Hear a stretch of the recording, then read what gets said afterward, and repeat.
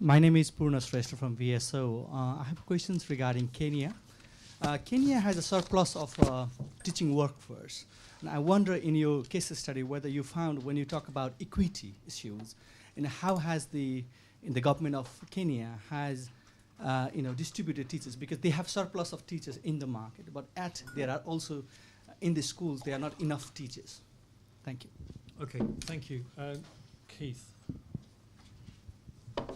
So can you say who you are before you ask the question? Keith Lewin, University of Sussex.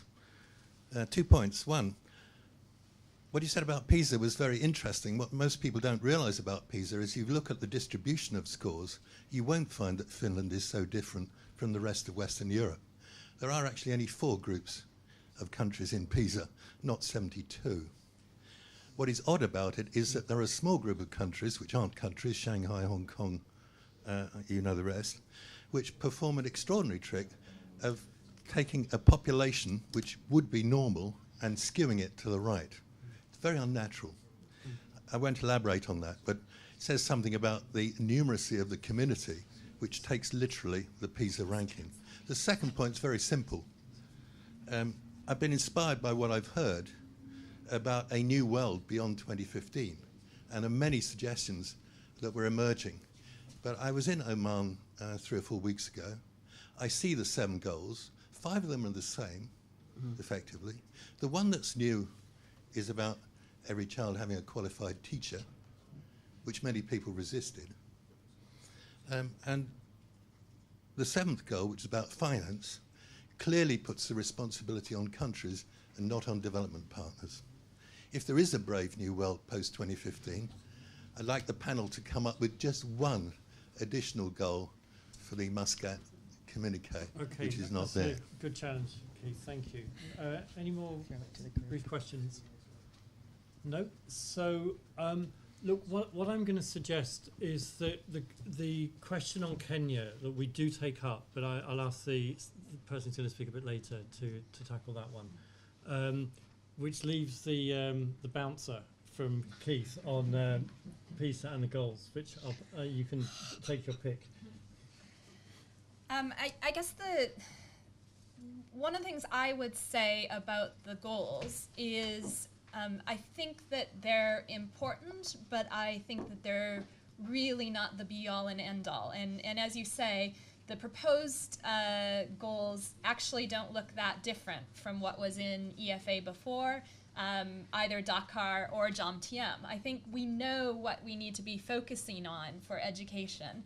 And that's one of the reasons why we were really interested in looking at the domestic drivers and particularly the domestic politics, because the global goals do have some traction in countries, but it's really varied. And so I think we're going to talk more about that. So I'm going to sidestep any attempt to try to come up with a new goal. Suzanne, do you want to say something on the financing issue that Keith raised? Yes, yeah. Well, I'll of course bounce it over to GMR, which recently issued a what do you call it, policy brief? Yeah, on the failure of donors to meet the commitments in Dakar. In Dakar, it was agreed that no country should fail to meet the EFA goals for lack of financial support, and woefully inadequate external funding for that. In fact, it's declined since 2010. This is quite serious, and so I think there should be continued conversation about that financing target, because as you say, it puts all the emphasis on domestic funding of education and leaves scot-free the rest of the partners. I actually thought, Keith, you would talk about whether or not it was sufficient the way that marginalized groups are integrated across these targets, and I think that would be something to discuss throughout the day, because it's, gender and other marginalized groups are added in each target, but it's not going far enough for like your analysis, which will expect to publish in the Fundamentals of Educational Planning later this year. So actually, I'm going to push you. That's great. Actually, what I'll do, I'm going to bring Pauline in towards the end on the financing issue, if that's okay. Not right now.